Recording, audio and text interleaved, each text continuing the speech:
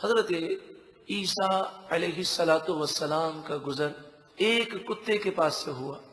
وہ کتا مر گیا تھا اور پھٹ چکا تھا، بدبو آ رہی تھی. آپ کے حواریوں نے اپنی ناک پر کپڑا رکھ لیا اور کہا شدید بدبو ہے. تو آپ نے فرمایا دیکھو اس کے دانت کتنے خوبصورت ہیں. امام غزالی علیہ رحمہ فرماتے ہیں کہ حضرت عیسیٰ علیہ السلام اپنے حواریوں کی یہ تربیت فرما رہے ہیں کہ ہر بری چیز میں اچھے پہلو کو تلاش کرنے کی کوشش کرو. یہ مثال ایک سمجھانے کے لیے. تو ہم ہر ایک کے بارے میں بدگمانی کریں اور بری چیزوں ہی کو دیکھیں، یہ نہیں ہونا چاہیے، بلکہ ہر ایک میں اللہ تعالیٰ نے خوبیاں رکھی ہیں. خوبیوں پہ نظر رکھی جائے تو گھر بس جاتے ہیں.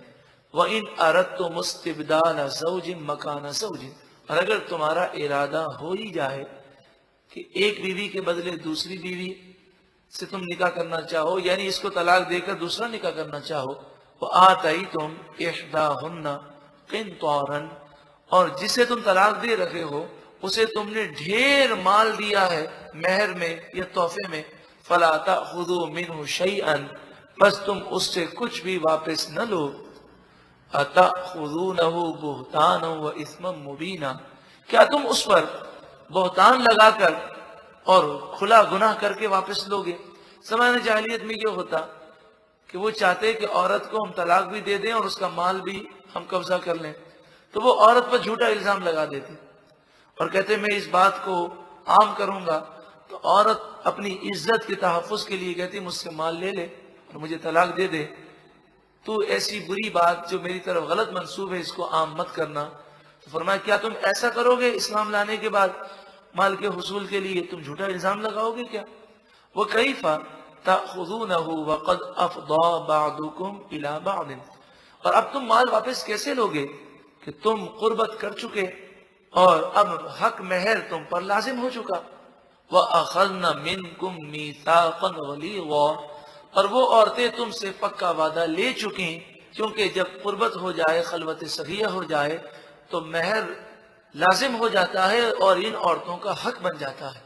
وَلَا تَنْكِحُوا مَا نَكَحَ آبَاؤُكُمْ مِنَ النِّسَاءِ، جن عورتوں سے تمہارے باپ نے والد نے نکاح کیا ان عورتوں سے کبھی تم نکاح نہ کرو، چاہے سوتیلی ماں ہو چاہے سگی ماں ہو، سب حرام ہے.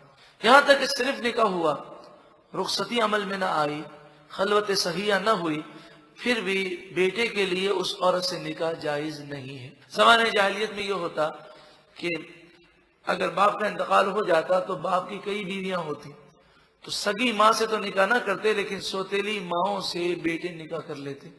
نعوذ باللہ من ذالک الا ما قد سلف، مگر جو پہلے ہو چکا وہ اللہ نے معاف فرمایا. اگر ایسی عورتیں نکاح میں ہوں تو ان سے جدا ہو جاؤ. انہو کان فاحشۃ ومقتا، بے شک یہ بڑی بے حیائی اور غضب کی بات ہے. وساء سبیلا، اور بہت ہی برا راستہ ہے. حرمت علیکم امہاتکم، اب ان عورتوں کا بیان ہے جن سے نکاح حرام ہے. تم پر حرام کی گئیں تمہاری مائیں، چاہے سوتیلی ماں ہو چاہے سگی ماں. نانی بھی حرام ہے، دادی بھی حرام ہے. وَبَنَاتُكُمْ، اور تمہاری بیٹیاں تم پر حرام کی گئیں. اس میں پوتی بھی داخل ہے اور نواسی بھی حرام ہے اور پوتی بھی حرام ہے. وَأَخَوَاتُكُمْ، اور تمہاری بہنیں حرام کی گئیں. سگی بہنیں بھی حرام ہیں اور سوتیلی بہنیں جو باپ کی طرف سے ہوں وہ بھی حرام ہے اور جو ماں کی طرف سے ہوں وہ بھی حرام ہے. سوتیلی بہن سے مراد یہ ہے کہ جس میں باپ سگا ہو یا ماں سگی ہو، تو ایسی بہن سے بھی نکاح جائز نہیں. وَعَمَّاتُكُمْ، اور تمہاری پھوپھیاں حرام ہیں. وَخَالَاتُكُمْ، اور تمہاری خالہ حرام ہے. وَبَنَاتُ الْأَخِي، اور تمہارے بھائی کی بیٹیاں یعنی بھتیجیاں تم پر حرام ہیں. وَبَنَاتُ الْأُخْتِ، اور تمہاری بہن کی بیٹیاں یعنی بھانجیاں تم پر حرام ہیں. جو عورتیں حرام ہیں ہمیشہ کے لیے ان سے پردہ نہیں، اور جن عورتوں سے کبھی بھی نکاح ممکن ہے ان سے پردہ کرنا لازم ہے. یہ قاعدہ یاد رکھیں. تو ماں سے، دادی سے، نانی سے، بیٹی سے، پوتی سے، نواسی سے، بہن سے، پھوپھی سے، خالہ سے، بھتیجی سے، بھانجی سے پردہ نہیں. اسی طرح عورت کا بھی ان مردوں سے پردہ نہیں، یعنی بھتیجی چچا سے پردہ نہیں کرے گی، بھانجی اپنے ماموں سے پردہ اس پر لازم نہیں۔ وَأُمَّهَاتُكُمُ اللَّاتِي أَرْضَعْنَكُمْ، تمہاری رضائی مائیں تم پر حرام کی گئیں، وہ عورتیں جنہوں نے تمہیں دودھ پلایا، سگی مائیں نہیں ہیں لیکن دودھ کے رشتے کی وجہ سے تمہاری رضائی مائیں وہ حرام ہیں۔ وَأَخَوَاتُكُمْ مِنَ الرَّضَاعَةِ، اور تمہاری رضائی بہنیں بھی حرام ہیں، جس عورت کا تم نے دودھ پیا اس عورت کی جو بیٹیاں ہیں وہ تمہاری بہن ہو گئیں اور وہ رضائی بہنیں تم پر حرام ہیں۔ وَأُمَّهَاتُ نِسَائِكُمْ، اور تمہاری بیویوں کی مائیں یعنی ساس تم پر حرام ہے۔ وَرَبَائِبُكُمُ اللَّاتِي فِي حُجُورِكُمْ مِن نِسَائِكُمُ اللَّاتِي دَخَلْتُمْ بِهِنَّ، دیکھیے اوپر جتنے رشتے بیان کیے گئے سب ہر صورت میں حرام ہیں۔ اب وہ رشتے بیان ہو رہے ہیں کہ بعض صورتوں میں حرام ہے اور بعض صورتوں میں جائز ہے۔ پہلی صورت بیان ہوئی کہ جن عورتوں سے تم نے نکاح کیا ان کی وہ بیٹیاں جو دوسرے شوہر سے ہیں وہ تم پر حرام ہے اگر تم نے اپنی بیویوں سے خلوت صحیحہ کر لی، خلوت کر لی تو اب اس کی بیٹیاں جو ہیں تو دوسرے شوہر سے لیکن تم پر حرام ہے۔ فَإِن لَمْ تَكُونُوا دَخَلْتُمْ بِهِنَّ، پھر اگر تم نے قربت نہ کی، خلوت نہ پائی گئی، فَلَا جُنَاحَ عَلَيْكُمْ، تو تم پر کوئی حرج نہیں، تم ان عورتوں سے نکاح کر سکتے ہو۔ تو قاعدہ کیا مقرر ہوا؟ قاعدہ یہ مقرر ہوا کہ جو عورت سے نکاح کیا جائے اس کی وہ بیٹی کہ جو دوسرے شوہر سے ہو، اگر نکاح کرنے کے بعد اس بیوی سے قربت کر لی جائے یا خلوت ہو جائے تو وہ بیٹیاں بھی کیا ہو جائیں گی؟ حرام ہو جائیں گی، ان سے نکاح نہیں ہو سکے گا۔ اور صرف نکاح ہوا، رخصتی نہ ہوئی، خلوت بھی نہ ہوئی اور اس نے اسے طلاق دے دی تو اب اس کی ان بیٹیوں سے وہ نکاح کر سکتا ہے کہ جو دوسرے شوہر سے ہیں۔ اس آیت کریمہ میں ایک لفظ گزرا فی حجورکم، اس کے لفظی معنی یہ ہے کہ وہ بیٹیاں جو ہیں تو تمہاری بیوی کی بیٹیاں دوسرے شوہر سے ہیں مگر تمہاری پرورش میں ہیں، تمہاری تربیت میں ہیں۔ تو یہاں پر مفسرین فرماتے ہیں کہ یہ ایک مستحب ہے کہ جب کوئی شخص دوسری عورت سے نکاح کرے، ایسی عورت سے نکاح کرے کہ جو صاحب اولاد ہو، تو اسے چاہیے کہ وہ اس کی اولاد کو اپنی اولاد جیسا سمجھے اور اس کے حقوق ادا کرے، اللہ تعالیٰ اسے جنت کی اعلیٰ نعمتیں عطا فرمائے گا۔ وَحَلَائِلُ أَبْنَائِكُمُ الَّذِينَ مِنْ أَصْلَابِكُمْ، تمہارے سگے بیٹوں کی بیویاں یعنی تمہاری بہو تم پر حرام ہے۔ اب یہ سگے بیٹے کا ذکر ہے، اس سے منہ بولے بیٹے کا ذکر خارج کیا گیا۔ مراد یہ ہے کہ منہ بولے بیٹے کی بیوی تمہاری بہو نہیں، اس سے پردہ ہوگا۔ منہ بولی بیٹی سے بھی پردہ ہے، منہ بولا رشتہ شریعت میں کوئی معتبر نہیں ہے۔ ہاں رضائی بیٹا جو ہے، جو دودھ کے رشتے سے بیٹا ہے، اس کی بیوی وہ بہو کے حکم میں ہے، کیونکہ نبی کریم صلی اللہ علیہ وآلہ وسلم نے فرمایا کہ جو رشتے نسب سے حرام ہوتے ہیں وہ دودھ سے بھی حرام ہو جاتے ہیں۔